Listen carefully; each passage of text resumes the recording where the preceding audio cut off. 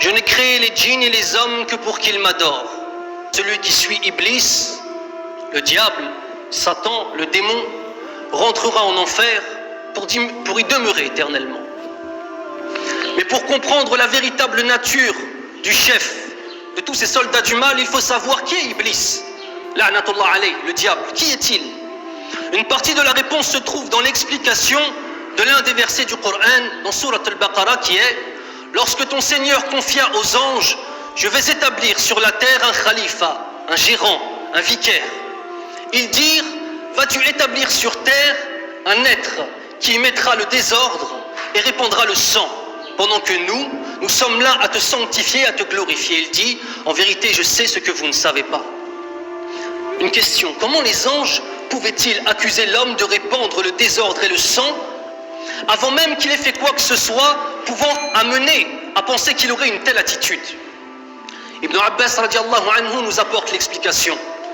Il nous répond que les premières créatures qui peuplèrent la terre furent les djinns, et ils y répandèrent le désordre et le sang en s'entretuant. C'est alors qu'Allah subhanahu wa ta'ala envoya Iblis, et selon At-Tabari, Iblis accompagné d'anges, et les combattèrent et les tuèrent jusqu'à repousser les survivants dans les lointaines îles et les profondeurs des montagnes. Puis Allah créa Adam et lui fit habiter la terre. La remarque des anges tient au fait qu'ils ont comparé les hommes et les djinns. Remarquez qui Allah envoya pour rétablir l'ordre sur terre, subhanallah. Iblis, le diable, qui à l'époque était une de ces créatures les plus honorées d'Allah. Puis cette même créature s'enfla d'orgueil devant Allah subhanahu wa ta'ala lorsqu'il refusa de se prosterner devant Adam alayhi salam en signe de soumission à la perfection de la force créatrice d'Allah, et non pas en signe de soumission à Adam alayhi salam. Allah dit dans le Coran: et lorsque nous demandâmes aux anges de se prosterner devant Adam, ils se prosternèrent tous, à l'exception d'Iblis qui refusa, s'enfla d'orgueil et fut parmi les infidèles. Puis Allah dit dans le Coran: qu'est-ce qui t'empêche de te prosterner alors que je te l'ai ordonné? Il répondit: je suis meilleur que lui. Tu m'as créé de feu alors que lui tu l'as créé d'argile. Allah Azza wa Jal lui dit: descends d'ici, tu n'as pas à t'enfler d'orgueil ici, sors, te voilà parmi les méprisés. Puis Iblis dit à Allah subhanahu wa ta'ala: accorde-moi un délai jusqu'au jour où ils seront ressuscités. Subhanallah, regardez la réponse d'Allah: tu es de ceux à qui le délai est accordé. Les ulama, ils nous ont enseigné par rapport à cette ayah que n'importe qui, quel qu'il soit, s'il demande à Allah subhanahu wa ta'ala une chose avec sincérité, Allah lui donne. Iblis, la'natullahi alayh, vient de désobéir à Allah, et Allah sait très bien ce qui va se passer par la suite, qu'il va tenter les hommes et les faire rentrer pour beaucoup d'entre eux en enfer. Et pourtant, parce qu'il a demandé avec sincérité à Allah subhanahu wa ta'ala par rapport à la peur qu'il ressentait, Allah lui a répondu. Alors faites attention, ya ikhwan, même un non-musulman, si vous lui faites du mal et que vous êtes dans l'erreur, que vous êtes un zalim, faites attention à sa dua.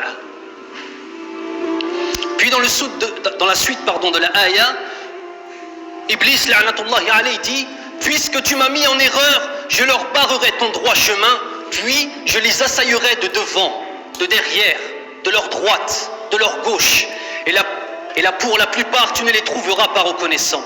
Puis Allah dit: sors de là, banni et rejeté, quiconque te suit parmi eux, de vous tous j'emplirai l'enfer. Iblis a tout perdu. Un djinn élevé au rang des anges, un des rapprochés d'Allah, passé en un instant du statut le plus enviable au statut le plus méprisable qu'il soit. Chef des démons qui détournent de la voie droite et est banni et rejeté d'Allah subhanahu wa ta'ala. Il sait pertinemment qu'il finira en enfer pour l'éternité.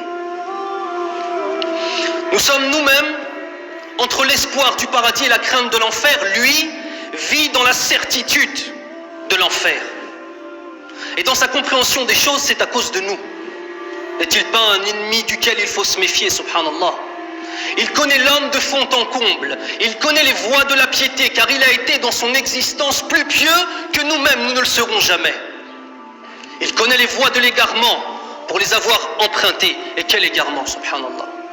Désobéir à Allah subhanahu wa ta'ala en étant entouré de ses anges au milieu de son paradis, subhanallah. Quel âge a-t-il? Il a connu et tenté tous les hommes et toutes les femmes depuis Adam, alayhi salam, jusqu'à nos jours. Imaginez-vous l'expérience qu'il a, subhanallah. Et comment il peut facilement se jouer de nous. Il nous assaille de tous côtés, lorsque nous sommes éveillés, même lors de notre sommeil. Il sait que l'homme oublie et ne pense qu'à l'immédiat, au confort de cette vie éphémère et au confort de son propre corps. N'est-il pas un ennemi redoutable, Il a perdu les communautés d'avant nous en réussissant à pervertir leurs savants qui ont falsifié les Écritures. Et il réussit encore aujourd'hui, jusque dans nos adorations, à faire en sorte qu'elles soient entachées de shirk, d'association à Allah, ou de bid'a, d'innovation, et que par cela, elles ne soient pas acceptées.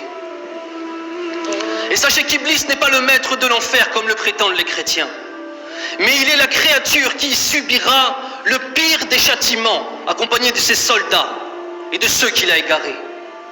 Et ce ne sont pas ces démons qui feront subir aux gens les plus douloureux supplices, mais des anges terribles, soumis à Allah subhanahu wa ta'ala, sans un atome de pitié pour ceux qui ont mécru et ceux qui ont désobéi. Ils exécutent ces ordres, quels qu'ils soient. Nous ne sommes donc pas en présence de deux forces égales.